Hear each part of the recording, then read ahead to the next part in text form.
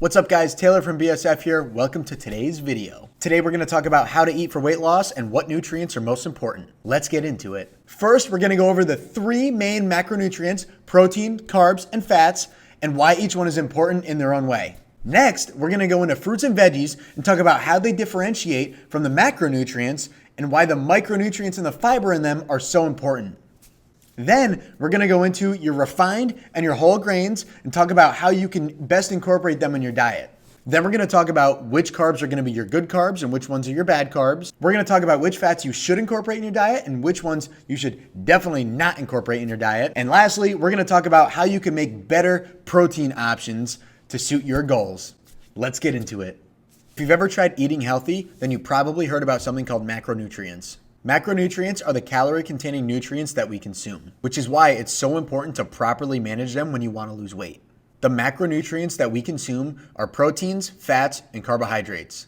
So when it comes to calories, what's the difference? When you look at each group in terms of calories per gram, you can see why it's so important to differentiate the three. Protein and carbs are going to run you 4 calories per gram, while fats, on the other hand, are going to run you 9 calories per gram. Now, that doesn't mean fats are bad, but you are going to want to limit your intake just because of how easy it's going to be to overeat on them. Think about something like chicken breast compared to peanut butter. Peanut butter is almost exclusively fat, while the chicken breast is exclusively protein. For just 2 tablespoons of peanut butter, you're going to have about 190 calories compared to 4 ounces of chicken breast. That's a huge difference. The chicken will keep you fuller longer, which is why it's so much more difficult to overeat on chicken. This means you're going to eat less. Now let's talk about why each individual macronutrient is important and why you need a balanced diet containing all 3 of them. Because protein is by far the most important, we're going to talk about that one first. Protein is responsible for so many necessary processes in the human body. Everybody knows that protein helps you build muscle and repair tissue. But not many people know that protein is also responsible for many other things in the body. Protein is also responsible for immune function, hormone regulation, and guiding essential molecules throughout the body. Protein is broken down into different parts called amino acids. Amino acids are widely known as the building blocks of proteins. And those amino acids play an essential role in the production of the male and female sex hormones estrogen and testosterone. I could easily make 10 videos on just those 2 hormones alone. Just know that maintaining a normal level of estrogen and testosterone in your body is crucial in every aspect. Abnormal levels can cause depression, infertility, muscle loss, anxiety, abnormal menstrual cycles, and so much more. So when you don't eat enough protein, you're running the risk of any one of those. Yeah, it doesn't sound fun, does it? Protein also supports your liver in detoxifying excess hormones. This is important so your body can get rid of internal stressors so it can function properly and you can feel good. Lastly, protein plays a vital role in balancing your blood sugar levels. Stable blood sugar levels prevent things like diabetes and leave you feeling energized all day without the spikes and crashes. Now, let's move on to why your body needs carbohydrates. Remember, carbs are not your enemy. Not one nutrient gains more fat than another. The enemy that you're looking for is excess calories. Anyway, carbohydrates' main function is to give you energy and to regulate your blood sugar levels. While we do get some energy from fats, carbs are our body's preferred energy source, especially if you're doing an intense workout routine. Your body needs those carbs to function at a high level. The biggest issue with carbs is deciphering between which ones are good for you and which ones you should avoid at all costs. When we talk about carbohydrates, energy, blood glucose levels, and how they all relate to each other can be determined by a few things. What type of carbs you're eating, and what the glycemic index of those carbs is. We'll talk more about the glycemic index of carbs later in the video when we get into refined and whole grains. So stay tuned so you can learn more about the carbs that are going to give you energy compared to the carbs that are going to leave you tired and sluggish all day. Now, let's move on to the last macronutrient, fats. Fats are important to maintain a well-balanced diet, but most people should stick to a low-fat diet. This is because fats just contain so many calories, and most people get plenty through their normal food intake and through their cooking oils. Fat's main function is just to insulate the body, but also to keep your joints healthy and some very low-level, long-term energy. Let's talk more about how much of each macronutrient you should be eating. Generally, with my clients, I recommend a 40-40-20 split. What that means is each person is going to get 40% of their diet from carbs, 40% of their diet from protein, and 20% of their diet from fat. And the percentages are representing total calories for the day. You can easily find these percentages on food tracking apps like MyFitnessPal. That's the one I use personally. So let's review the information we just went over about macronutrients. Maintaining a proper balance of all three macronutrients is essential in maintaining a well-balanced diet and a healthy body overall. Fat does not make you gain more fat, but excess calories definitely do. You need carbs for energy, but picking the right carbs is important so you can regulate your blood sugar levels. And remember, protein is king. You should prioritize protein at each meal you eat, and you definitely shouldn't go a meal without eating protein. Now, let's talk about the importance of incorporating fruits and veggies in your diet. Not only do they add flavor to your meals, but they contain so many essential nutrients that your macronutrients just do not contain. By the way, if you've made it this far, like the video and subscribe for more content just like this. That way, we can continue making videos just like this to help you along your fitness journey. Also, comment below what your favorite fruit and veggie is that you add to your meals. Mine is definitely raspberries. They taste like little candies. I could pop them all day. So let's get back to fruits and veggies. Fruits and veggies are important because they contain something called micronutrients. Micronutrients are the vitamins and minerals that your body needs to function properly. Not only do fruits and veggies contain micronutrients like vitamins and minerals, but they also contain fiber. And as you all know, we need fiber to properly digest our food. Micronutrients are important because they help all our bodily functions function properly. They help us with everything from eyesight to digestion and absorption of nutrients to waste management.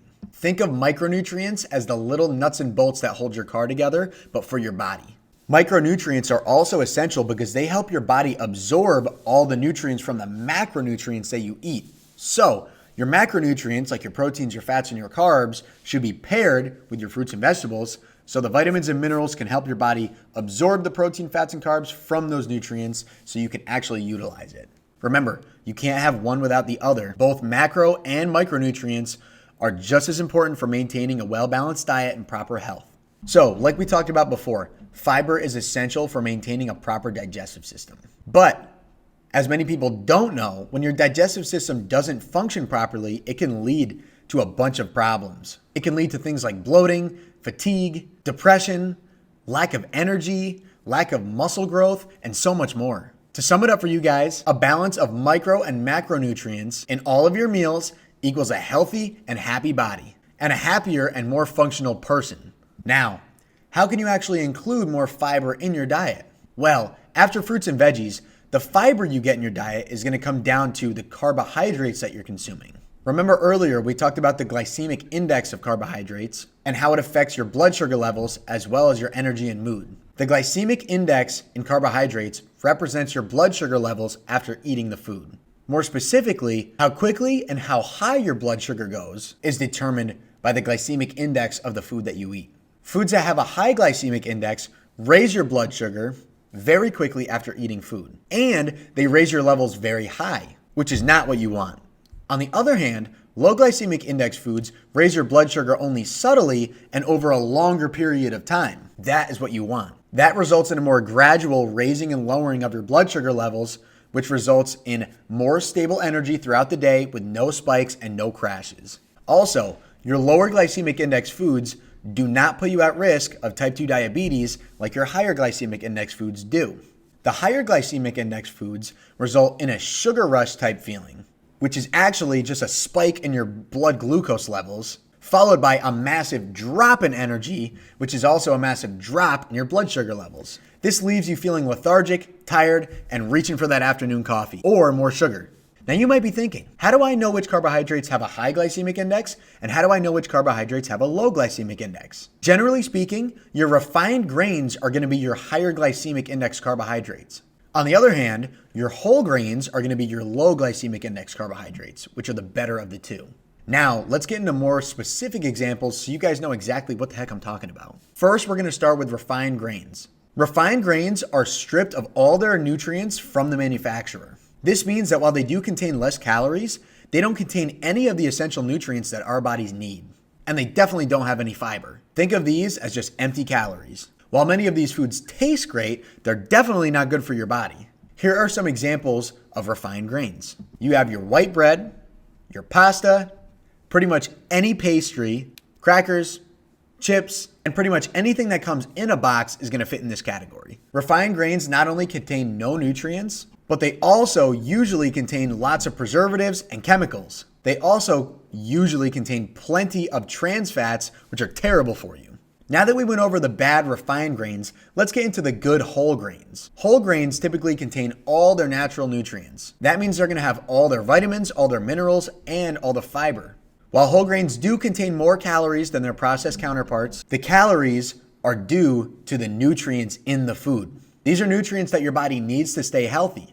Also, eating your whole grain foods, you're going to get fuller, faster, and stay fuller longer, so you're going to actually need to eat less food anyway, so the calories won't make a difference. So, what are some examples of whole grains that are going to be good for you? The best whole grains to eat are going to be quinoa, seed breads, like my personal favorite is Dave's Killer Bread, pretty much any one they have, rice, oatmeal, and I would even include potatoes, even though technically they're not a grain. But I like including potatoes as healthy carbohydrates that have a lot of micronutrients in them, so they're good for you anyway. Specifically talking sweet potatoes. Sticking to these carbohydrates and whole grains ensures that you're staying with low glycemic index carbohydrates that will provide your body with all the essential micronutrients, vitamins, and minerals, and fiber that you need to stay healthy, lose weight, and feel great. Now that we got carbohydrates out of the way, I want to talk to you more about choosing better protein options. When it comes to protein, not all protein sources are made equal. Understanding the composition of the meat you pick is crucial in making sure that that food aligns with your meal plan and your goals. I want to start out by showing you guys a comparison between 4 ounces of pork belly and 4 ounces of tilapia. While the pork belly is obviously a delicious option, it's a significantly fattier cut of meat than the whitefish tilapia. When comparing the two, you can see that the 4-ounce pork belly comes in at a whopping 588 calories. Now you compare that to the whitefish tilapia, which just has 146 calories. Not only that, but the pork is going to give you just 10 grams of protein compared to 30 grams of protein from the whitefish. So you're going to be getting a third of the protein for 4 times the amount of calories if you go with the pork over the fish. On top of that, with the pork, you're going to be getting 60 grams of fat compared to just 3 grams in the white fish. That's 20 times more fat in the pork compared to the fish. And that fat is exactly where all those extra calories are coming from that are taking it away from the protein. When a meat has more fat on it, it's naturally going to have more calories and less protein. Remember earlier when we said fat contains 9 calories per gram compared to 4 calories per gram with carbohydrates and proteins. This is why it's so important to understand where the calories are coming from so you can make a better informed decision about the food that you put in your body. So to recap, picking leaner cuts of meat will significantly decrease your total calorie intake, as well as significantly increase your protein consumption for the day, as well as decreasing your overall fat consumption. And remember, I recommend you eat only 20% of your calories per day from fat, so picking a fatty meat is going to consume pretty much all of that and send you over the top.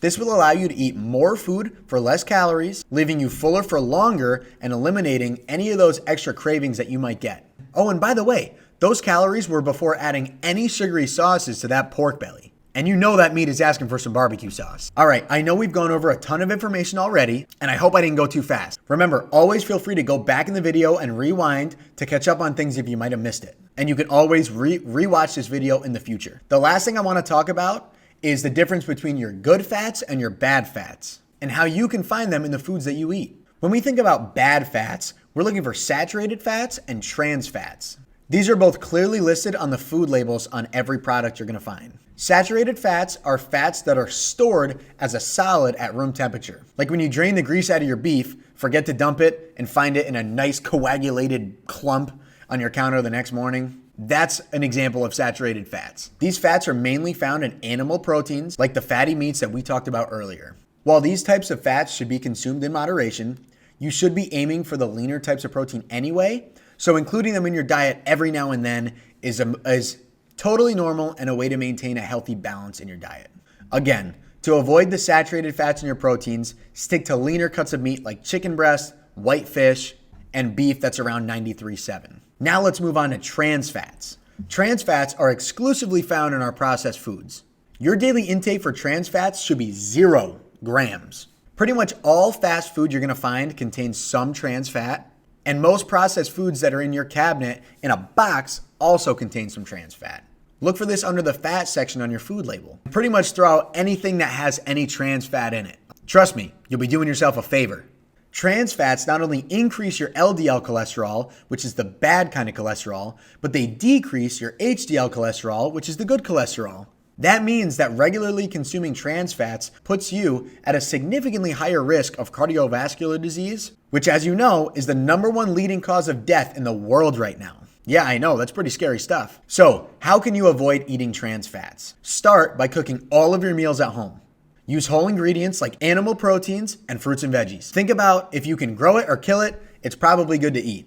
Plan your meals ahead of time to avoid not having a meal when you need it. This will definitely keep you away from stopping at the fast food restaurant on your lunch break. But always remember, you have to reward yourself from time to time. So, plan a day where you can go out to your favorite food restaurant and indulge a little bit and treat yourself for all the hard work you've been doing throughout the week. My personal favorite is Five Guys Burgers and Fries. So remember, once in a while is totally normal, but if you eat these things daily, you'll be at a very high risk of illness before you know it. Okay, the last thing we're gonna go over today is the fats that are actually good for you. These fats are classified as unsaturated fats. Unsaturated fats are stored as a liquid at room temperature. Think about things like peanut butter, avocado oil, olive oil, avocados, nuts, and fish. Again, like we talked about earlier, these types of fats are required for a healthy, well-balanced diet. You can also find how much unsaturated fat is in your foods under the fat section on any food label. Just remember, eat all your fats in moderation because they're so much higher in calories that it's easy to overeat and go over on your daily calories. Guys, if you made it this far, I just want to say thank you so much for watching this video. If you like this content, please consider liking the video and subscribing to the channel. It really helps me out. Tune in next time or go to our next module where we will be discussing how to properly read food labels, as well as showing you how to find hidden sugars in your food and how to make smarter food choices that will help push you past that weight loss plateau. Thanks guys, see you in the next one.